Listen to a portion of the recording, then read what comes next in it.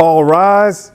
Judge of the B Court is now in session. Judge's case number JVB 1039, Sutton case. Thank you. You're welcome. Okay, Ms. Sultan, you're back.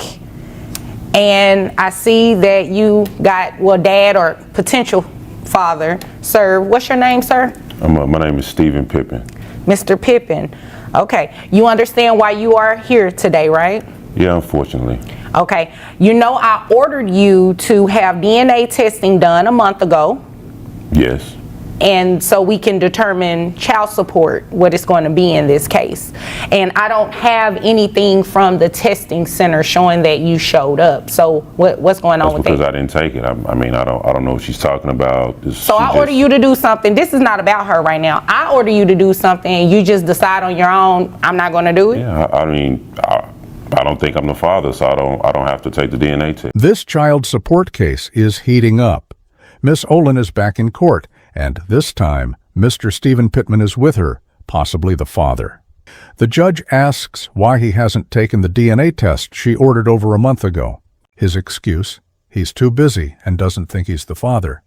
The tension is clear as the judge makes it known excuses won't work here. Accountability is coming. Let's see what happens next. Well, if you don't think you're the father, wouldn't it make sense to go ahead and take the DNA test? Yeah, but I mean, it's all this long process. I'm a busy man. I got a lot of stuff on my plate right now, so I don't have time to sit back and Well, just be how busy are you? What do you do? I'm a waiter. Oh. And I'm a full-time student. Oh, okay. So I don't have time for the games and all this testing, DNA testing, all that. I don't have time for it. All right, so you work every day as a waiter? Yes. Did you bring anything today to show that you're waiting tables? Any type of financial information? I ain't bring that. Oh, so you didn't care about that either. So did you bring anything to show that you're enrolled as a full-time student? Nah, I ain't bring none of that. So you just came to court unprepared today and you just think I should go along with that, right? I mean, if that's what you want to call unprepared, yeah. When did you start working as a waiter? About 4 months ago. What did you do 4 months ago?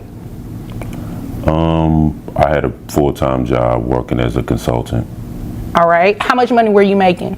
$63,000. Hold on. How did you say your baby was? 5 months. 5 months. And you just stopped working there 4 months ago? Yeah, they had some layoffs, and I kind of thought that they were going to start laying some people off, so I decided to go ahead and quit. So you quit? Mm-hmm. You didn't quit because you figured she was probably going to put you on child support? Nah, I just... Are you sure about that? Because it's mighty funny that this child is 5 months old and you just stopped working that job 4 months ago. How much money were you making? $63,000. $63,000 a year? And you're making how much as a waiter? I did it because I'm a student, so I'll probably make around $15 an hour. Oh, no. You came here to waste my time. You obviously came here to waste my time today. Mr. Pittman's defense? Not convincing. He admits skipping the DNA test, blaming his busy schedule as a waiter and student. But the judge isn't buying it, especially since he can't show proof of either job or school.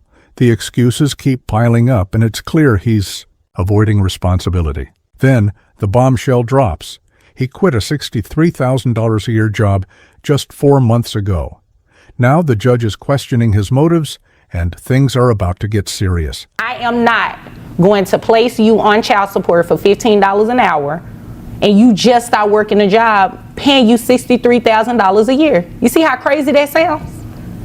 I mean, I think it's crazy that you using my $63,000 income. I don't even work there no more. You don't have to work there, but it sounds like you intentionally stopped working there because you thought she was going to put you on child support.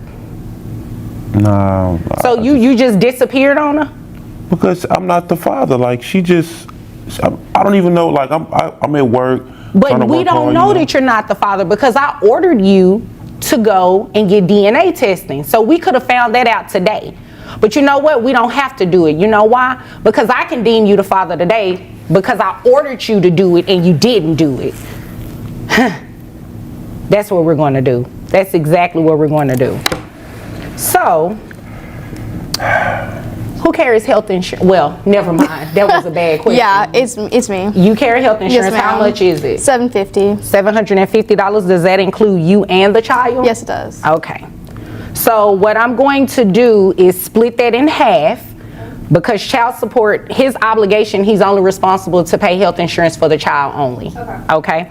So based on $63,000 a year, I have your monthly gross at $5,250. That brings your net to $4,226.99. How many other children you have? No other children? No other children. Well, I hope not. I hope you're not ghosting on them either, because that's exactly what you did to her. So I have your monthly child support obligation at $845 plus $375, which is half of that $750 for health insurance for the child. Your monthly obligation is $1,220. The judge doesn't hold back. She calls out Mr. Pittman for quitting his $63,000 a year job, likely to avoid child support. Despite his claims of being a student and part-time waiter, she's not swayed. The judge bases his support payments on that salary, ordering him to pay $1,220 a month plus half of the child's health insurance. And since he ignored the DNA test, he's declared the legal father by default. No more excuses. A firm, fair ruling with a clear message. Responsibility can't be avoided. And I'm ordering you to do that.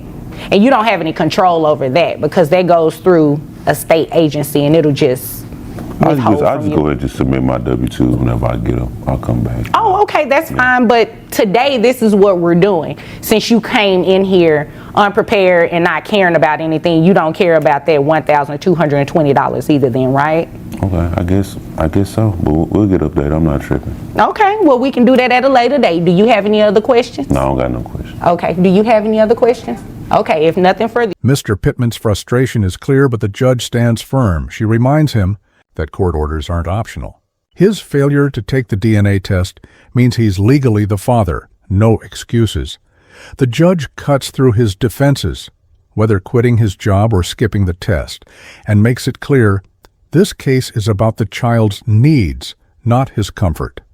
Under Texas law, refusing a court-ordered DNA test means default paternity, and with that, Mr. Pittman is ordered to pay $1,020 a month in support, plus half of the child's health insurance. Before wrapping up, the judge delivers a final, powerful message. Parenting is a responsibility, not a choice you make when it's easy. The case ends with a reminder: every decision made here affects a child's future, and accountability is non-negotiable.